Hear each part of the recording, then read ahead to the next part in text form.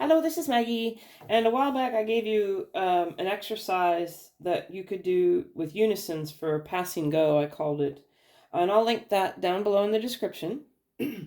But I want to share something related that's a little bit more advanced, but still it's a very good unison exercise. So here I'm going to use this note, use A sharp, and I've got a decent unison here. There's a little bit of a wobble in it, but not much. So I'm going to mute out. I only have two strings sounding here. I'm going to mute out each string individually and compare it with F sharp. I'm going to compare my A sharp to my F sharp, this major third, because I can hear those beats. Now I'm going to try to remember that beat speed and mute out my other string and listen to this B flat with the major third.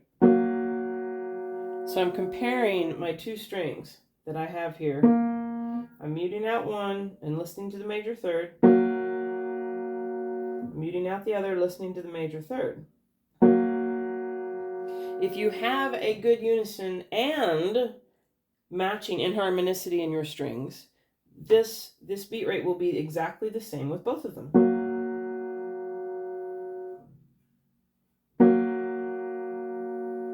So for example, let me go ahead and put the unison out just a little bit.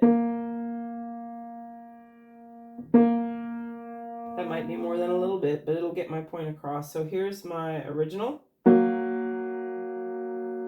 Here's the string I moved. You can tell that's obviously slower. So I'm going to pull it sharp. That's obviously faster. Original,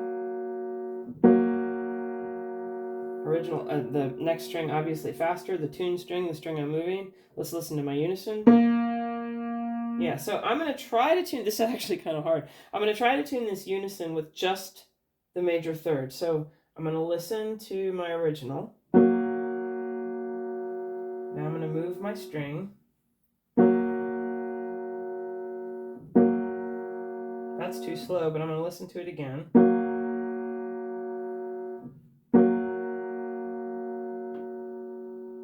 I'm going to listen to it again. That's close. I'm going to listen to it one more time before I test it. I think it might be a hair flat still.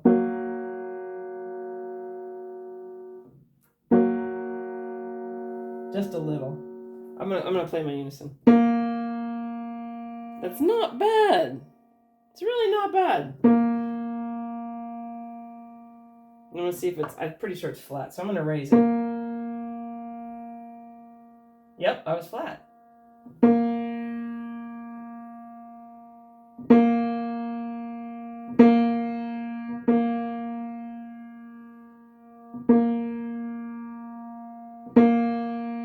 Now I'm all over the place. So I could tell I was flat because the major third of one was just a hair slower than the other, but it was really close. That was really close. So this is an exercise. Try tuning or checking, either way. You know, if you want to practice listening to your major thirds, try tuning a unison with major thirds and see how close you can get it. If you want to check your unisons, you can check major thirds and see. The reason you can't depend on this completely, this is very important, and I'll explain why this is very useful, even if you can't depend on it.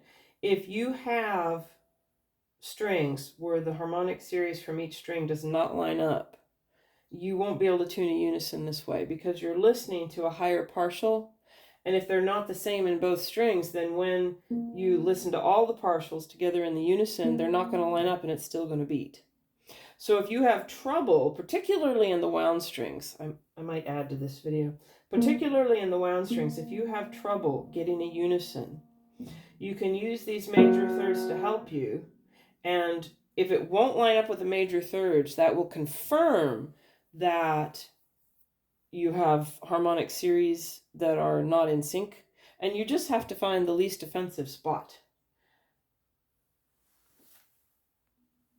I paused my video just for a second to check some bass strings. I'm not going to show that in this video. I'm going to find a piano where it's obviously, there's obviously not a mismatch. Believe me, I will get one. I get them all the time. And when I get that, I'll make a video just like this one, but I'll show how you can't depend on that major third to test your unison in some certain wound strings.